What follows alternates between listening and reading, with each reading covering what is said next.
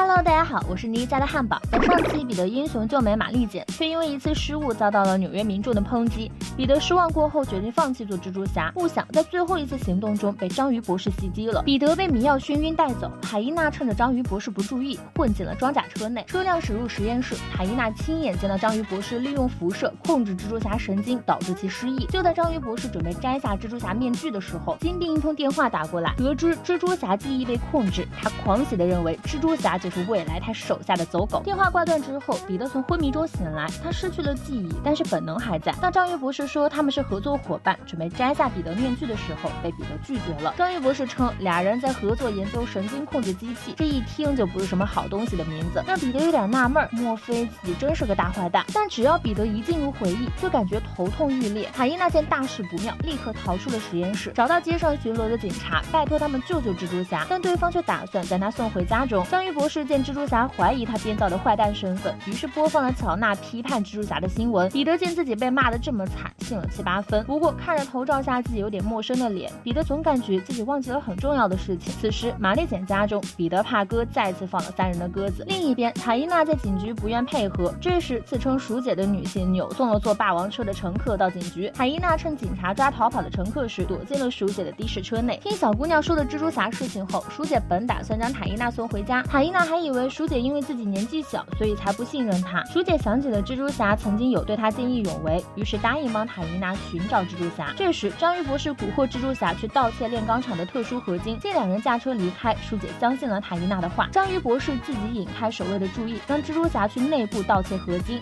鼠姐和海伊娜追到秘密仓库的时候，内部已经乱成一团，2人顺利混进了仓库内部。彼得本打算不动声色地将合金带出去，但海伊娜闯进铸造厂仓库，正好撞上了红外线检测。随着警报声响起，彼得察觉到危险，立刻将海伊娜和鼠姐塞进了旁边的通风口。面对人群的包围，彼得还没想好怎么跑呢，章鱼小助手杀了进来，抢走了合金，带着蜘蛛侠离开了现场。鼠姐和海伊娜觉得这件事光靠他们没法解决，于是他们找到了号角日报，告知乔娜章鱼博士洗脑了蜘蛛侠。没想到乔娜转头就说蜘蛛侠和章鱼博士同流合污，导致看新闻的梅姨十分担心彼得跑去拍照，连玛丽简的姑妈都让他少和彼得这样不三不四的人来往。见号角日报在蜘蛛侠新闻上如此颠倒黑白，鼠姐和海伊娜意识到对方靠不住，于是鼠姐联系了好友，发动整个纽约市的出租车司机帮忙盯梢蜘蛛侠和章鱼博士。在监控没有普及的年代，出租司机就是一张庞大的情报网。他们很快找到了开车的蜘蛛侠，鼠姐追了过去，发现蜘蛛侠和章鱼博士又抢劫了别的实验室。海伊娜赶紧上前阻止蜘蛛侠。彼得见到这个有一面之缘的小姑娘就头痛欲裂，心说咱俩别不是有仇吧，高血压都给我气出来了。章鱼博士见有人要破坏计划，立刻绑架了鼠姐。彼得放过了跟踪他的海伊娜，和章鱼博士扬长而去。海伊娜立刻向出租车请求援助。彼得在返回实验室询问鼠姐小姑娘是谁，鼠姐提醒彼得海伊娜是他的粉丝。彼得想到一半，脑袋痛得厉害。章鱼博士要求他解决掉鼠姐。面对鼠姐的苦苦哀求，彼得不知道自己应该相信谁。鼠姐让他相信他的本能。就在彼得纠结的时候，章鱼博士打算亲自动手了结了鼠姐，千钧一发，海伊娜找来的支援带着他闯进了基地。刚再一次见到海伊娜的时候，彼得终于想起自己遗忘的记忆。3番5次被小女孩打断计划，章鱼博士恼羞成怒，攻击起恢复记忆的彼得。2人在实验室打得你来我往。这时海伊娜趁机绕后，偷走了章鱼博士的电波控制器，控制章鱼小助理抓住了博士。章鱼博士一看小助理没了，这还打什么？当场束手就擒，被警方打包带走。2人告别鼠姐，蜘蛛侠将海伊娜送回房间，并在小女孩的恳求下摘掉了面具。在得知彼得就是蜘蛛侠之后，海伊娜激动的答应会掩饰秘密。彼得点点头。这时他又见到了神秘女人，对方恭喜彼得成功找回初心，但彼得却摇头，海伊娜可比他坚强多了。这个住在癌症晚期治疗院的小姑娘，在这次事件中发挥的功劳可不小。偏偏祸不单行，奥斯本工业遭爆料，作为股东之一的乔娜对民众揭穿奥斯本工业在私下研究毒气样本。面对股东们的多方为难，再加上金并表面不赞成，私底下却逼迫奥斯本工业继续毒气研究。奥斯本需要尽快拿到成果。同为研究学者的同事觉得这个样本不够完善，但奥斯本已经步入歧途，慌乱中忘记安全阀没有关闭，瞬间引发了工厂爆炸。彼得和哈利都注意到了工厂的爆炸，彼得赶到实验室救下了研究学者，得知好友他爹诺曼奥斯本还在里面，彼得急匆匆的杀了回去。没想到奥斯本没看见，却救了一个找爹心切的哈利。看着工厂熊熊燃烧的大火，彼得摇头，这一怕是都烧成渣子了。2周后，哈利子承父业，成奥斯本下一个接班人。不过哈哈利视在场股东为出卖他父亲的人，对所有人的态度都相当糟糕。他不认可自己的父亲死亡了。就在哈利摔门离开后没多久，金并联系上被救出来的研究者，让对方趁着外界的视线都在寻找诺曼·奥斯本的时候，继续研究毒气。很快，奥斯本工业其中一名股东在光天化日之下被绑架。玛丽简找到彼得，说自己有段时间没见过哈利了，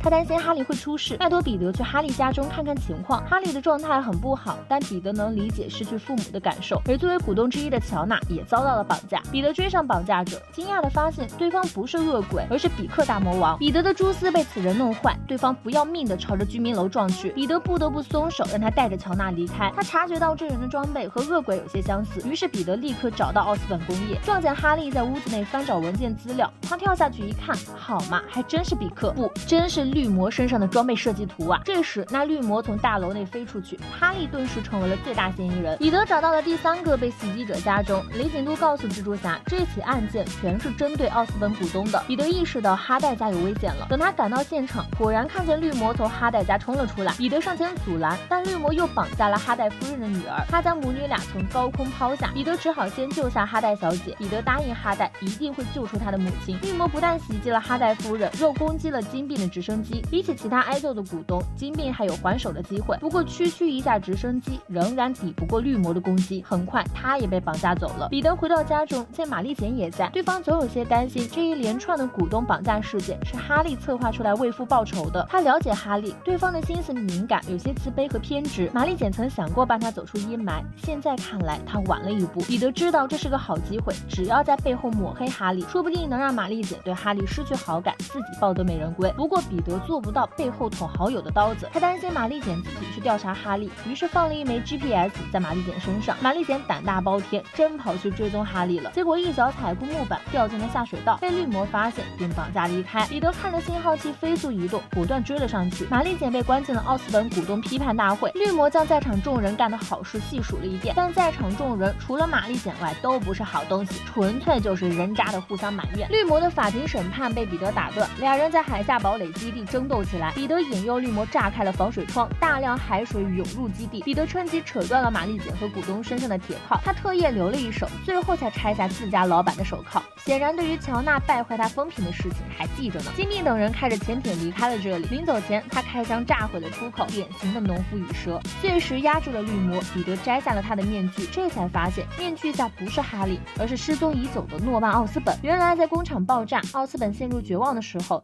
泄露的化学气体改变了他的身体。奥斯本在工厂下方找到了之前给恶鬼准备的装备，他一狠心决定让懦弱的自己死在爆炸中，从此只有绿魔活在这个世界上。彼得劝他放弃绿魔的身份，这身衣服带来的是罪恶和痛苦，但诺曼不听，王八念经，恼羞成怒下扔出炸弹，导致海水涌入速度加快。诺曼被自己建造的石塑压住，他痛苦挣扎了起来。彼得将他救了出来，却发现出口被堵。好在一直在找爸爸的哈利发现了这个地方，他打开了逃生通道，将两人放了出来。彼得选择掩藏绿魔的事情，醒来的诺曼失去了那段记忆。不久后，诺曼主动退位，哈利成功接手奥斯本工业。对于彼得坚定相信好友这件事，玛丽简非常的佩服。同时，哈代也找到了彼得，给了他一封信，拜托彼得转交给蜘蛛侠。当晚，彼得化身蜘蛛侠准时赴约，没想到哈代居然因为蜘蛛侠的出手相助爱上了他。乖乖，这已经不是狗血可以形容的了。那么本期视频到这里就结束了，我是迷家的汉堡，喜欢蜘蛛侠的小伙伴记得点赞评论哦，我们下期再见了，拜拜。